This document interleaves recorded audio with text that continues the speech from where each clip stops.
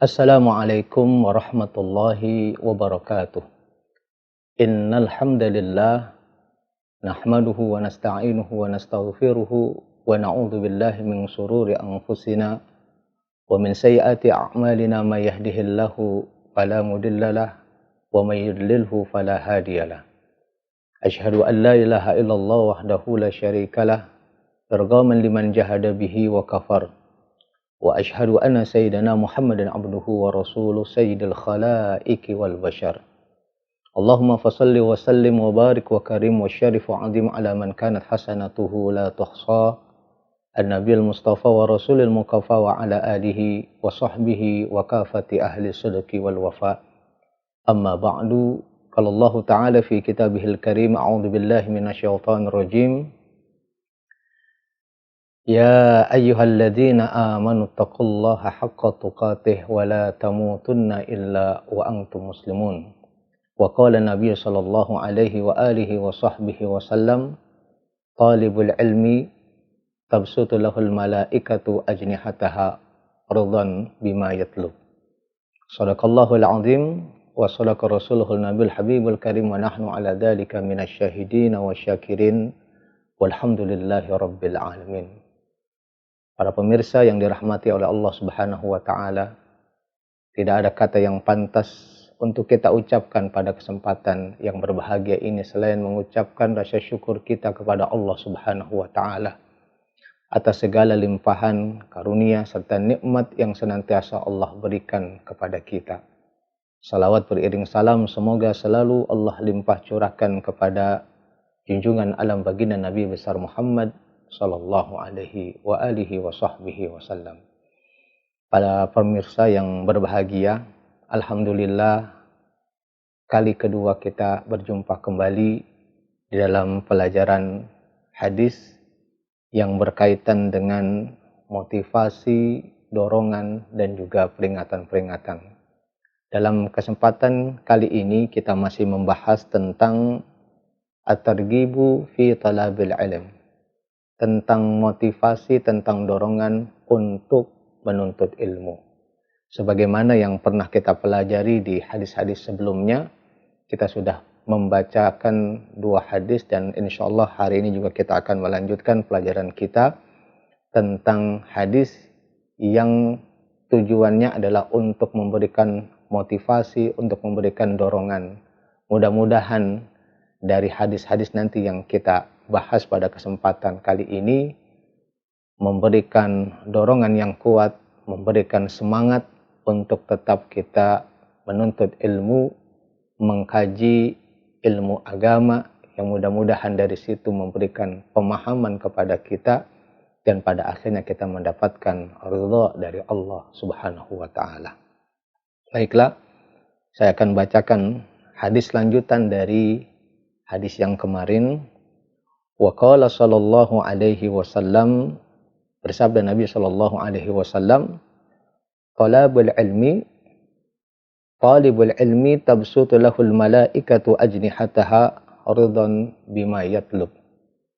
Talibul ilmi, penuntut ilmu, tabsutu lahul malaikatu, akan dibentangkan oleh malaikat ajnihataha, sayapnya, ridan bima yatlubu, karena mereka ridho dengan apa yang dicari oleh para penuntut ilmu.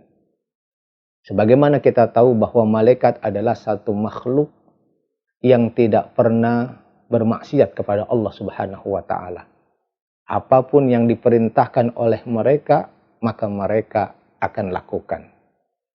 Dan di hadis ini disebutkan kata al-malaikah. Maknanya adalah bukan cuma satu malaikat saja, tapi bisa 2, 3, puluhan, ratusan, ribuan yang membentangkan sayapnya untuk para penuntut ilmu. Kemudian, apa yang dimaksud dengan membentangkan sayap, para malaikat membentangkan sayap di sini? Ada beberapa penjelasan dari para ulama bahwa yang dimaksud dengan membentangkan sayap di sini adalah sebagai bentuk penghormatan para malaikat kepada para penuntut ilmu. Ada yang mengatakan bahwa Yang dimaksud membentangkan sayap di sini adalah mereka mendoakan. Orang yang membentangkan sayap seperti orang yang mengangkat tangan. Sehingga para malaikat yang membentangkan sayapnya, mereka mendoakan para penuntut ilmu. Dan bila mana didoakan oleh malaikat, itu maknanya adalah mereka dimohonkan ampun oleh Allah Subhanahu wa taala, dimohonkan ampun kepada Allah Subhanahu wa taala untuk mendapatkan ampunan bila mana mereka melakukan kesalahan. Juga makna membentangkan di sini adalah sebagai bentuk merendahkan diri mereka di hadapan para penuntut ilmu. Karena para penuntut ilmu itu adalah mereka calon-calon para pewarisnya para nabi. Sehingga mereka merendahkan dirinya di hadapan para penuntut ilmu. Dan masih banyak lagi penafsiran yang kaitannya dengan membentangkan sayap. Intinya adalah orang-orang yang menuntut ilmu mendapatkan satu kemuliaan dari Allah Subhanahu wa taala sehingga para malaikat pun menghormati mereka, para malaikat pun ridho kepada mereka sehingga mereka membentangkan sayapnya. Kemudian pada hadis yang kedua, baginda Rasul sallallahu alaihi wasallam beliau bersabda, wa qala sallallahu alaihi wasallam,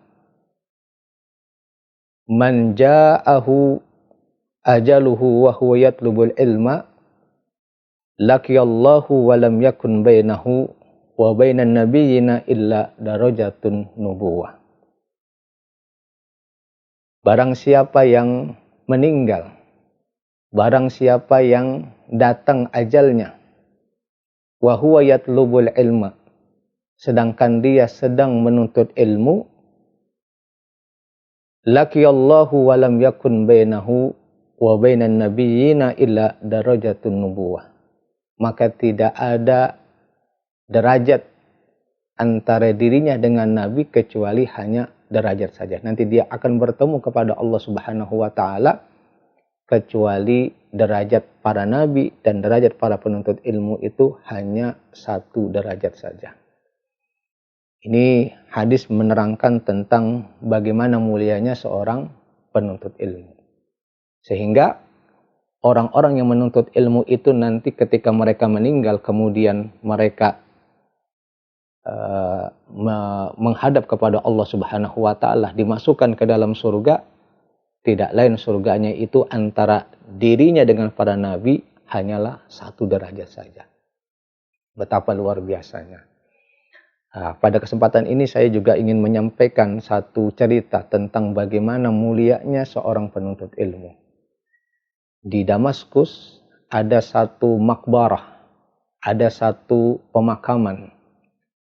Pemakaman itu adalah pemakaman Dahdah.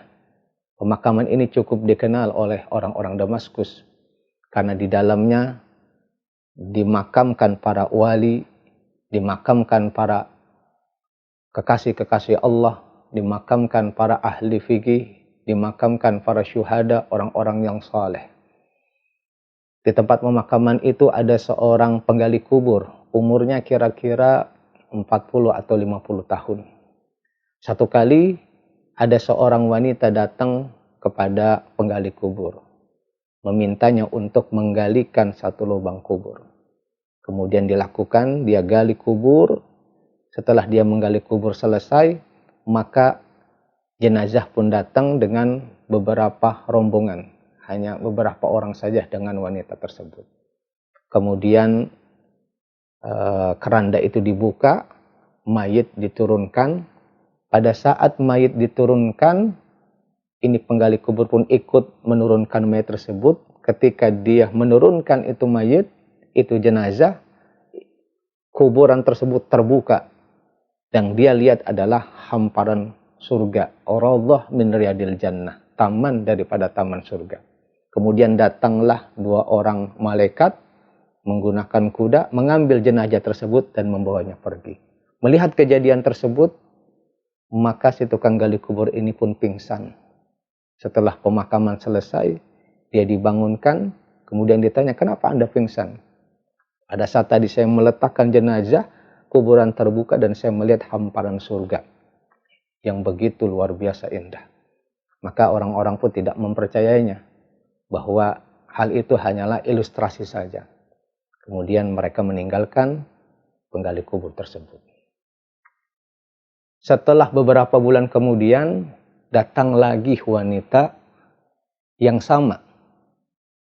Kemudian memintanya untuk menggalihkan kubur yang kedua kalinya.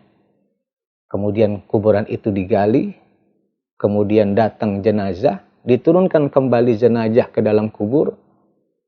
Maka kembali sang penggali kubur itu pun melihat hamparan surga yang begitu indah. Dan kembali 2 orang malaikat mengambil jenazah tersebut dan membawanya pergi. Setelah pemakaman selesai, maka si penggali kubur ini pun mengejar wanita tersebut. Wahai ibu, siapakah yang meninggal ini sebenarnya? Dan amalan apa yang dilakukan oleh orang tersebut sehingga dia mendapatkan tempat yang begitu mulia, mendapatkan tempat yang begitu istimewa di sisi Allah Subhanahu wa taala. Wahai penggali kubur, ketahuilah bahwa yang tadi dimakamkan itu adalah anak saya. Dan 2 bulan, 3 bulan yang lalu juga itu adalah anak saya.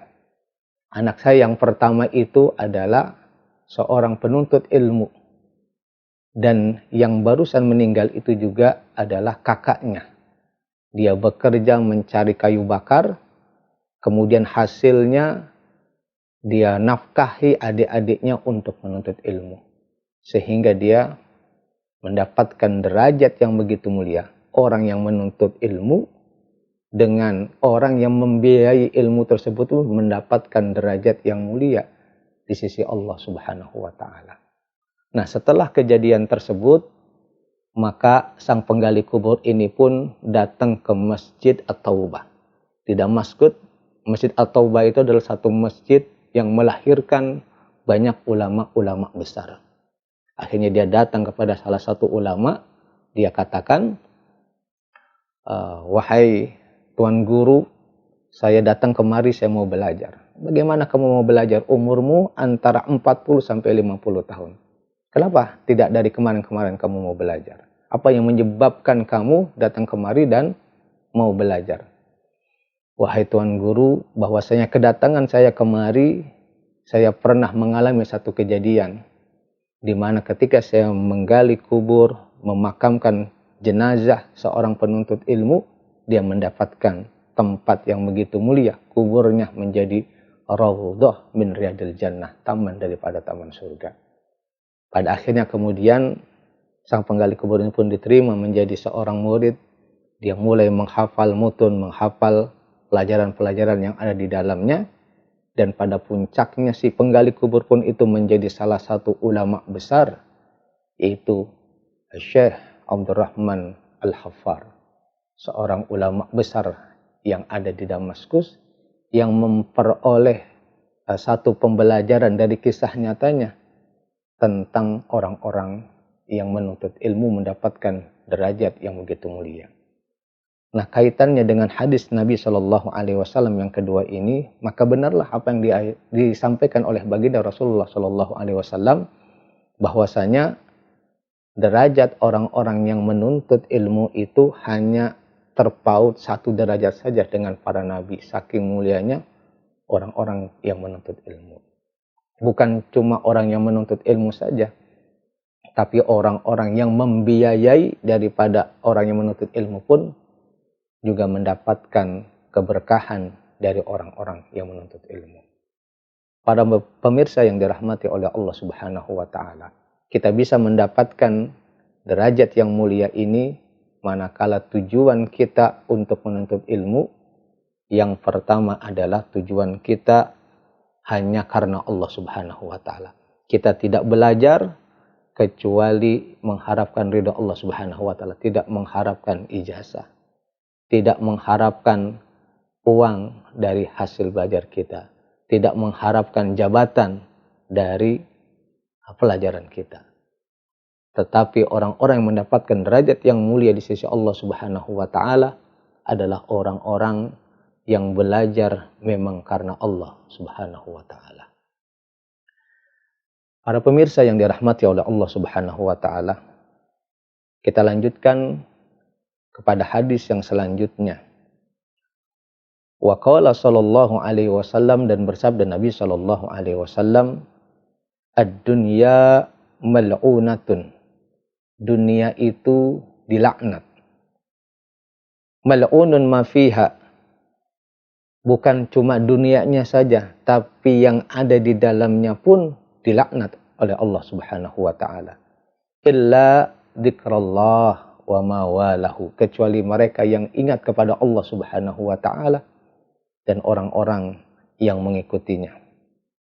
Wa aliman, orang-orang yang alim. Wa muta'alliman, dan orang-orang yang mempelajari ilmu. Kita tahu bahwa dunia ini beserta isinya adalah sesuatu yang bersifat fana. Sesuatu yang dapat menyebabkan kita lupa kepada Allah Subhanahu wa taala. Hubbud dunya ra'su kulli khati'ah. Mencintai dunia adalah pangkal daripada kerusakan, pangkal daripada kesalahan. Sehingga apa yang ada di dalamnya dilaknat oleh Allah Subhanahu wa taala, kecuali mereka yang senantiasa mengingat Allah Subhanahu wa taala. Orang yang senantiasa hatinya terpaut kepada Allah Subhanahu wa taala, dan orang-orang yang alim, orang-orang yang memiliki pengetahuan, orang-orang yang berilmu, dan juga kita orang-orang yang mau belajar, orang-orang yang berusaha untuk mencari pengetahuan atas ilmunya Allah Subhanahu wa taala, maka kita dikecualikan dari laknat yang Allah Subhanahu wa taala sematkan kepada dunia beserta isinya. Mudah-mudahan dengan apa yang kita pelajari pada kesempatan kali ini, makin termotivasilah kita. Jangankan pada saat kita menuntut ilmu, pada saat kita menjelang ajal, pada saat kita menuntut ilmu, itu Allah Subhanahu wa taala selalu memberikan tempat derajat yang begitu mulia. Belum lagi para malaikat yang senantiasa menaungi kita dengan sayap-sayapnya. Dan semoga apa yang kita pelajari pada kesempatan kali ini bisa memberikan manfaat buat kita, sekaligus memberikan dorongan kepada diri kita agar kita senantiasa istiqomah di dalam mempelajari ilmu-ilmu yang insya Allah kita akan dapatkan di channel Al-Husaini Media Center ini dari guru-guru kita yang mulia. Kita belajar fikih, kita belajar tasawuf, kita belajar akidah. Dari fikih kita berusaha untuk memperbaiki tata cara ibadah kita sehingga kita sholat sesuai dengan apa yang Nabi Shallallahu Alaihi Wasallam lakukan, yang dicontohkan oleh para ulama-ulama kita. Akidah kita pun dikuatkan melalui pelajaran-pelajaran akidah, sehingga kita tidak memiliki satu keyakinan yang dapat memalingkan kita dari Allah Subhanahu wa taala. Kita belajar tasawuf agar akhlak kita pada saat kita beribadah kepada Allah Subhanahu wa taala lebih diperbaiki. Karena kalau cuma fikih saja tanpa akhlak, maka ibadah itu tidak terlihat indah. Maka perpaduan antara fikih kemudian tasawuf dengan akidah melahirkan seorang mukmin yang sejati. Dan belajar hadis kita pada hari ini, mudah-mudahan kita termotivasi untuk belajar dari ketiga ilmu tersebut. Demikian apa yang bisa Al-Fakir sampaikan. Mudah-mudahan ada manfaatnya. Dan mohon maaf apabila ada kekurangan. Hadanallah wa iyyakum ajma'in. Tsumma assalamualaikum warahmatullahi wabarakatuh.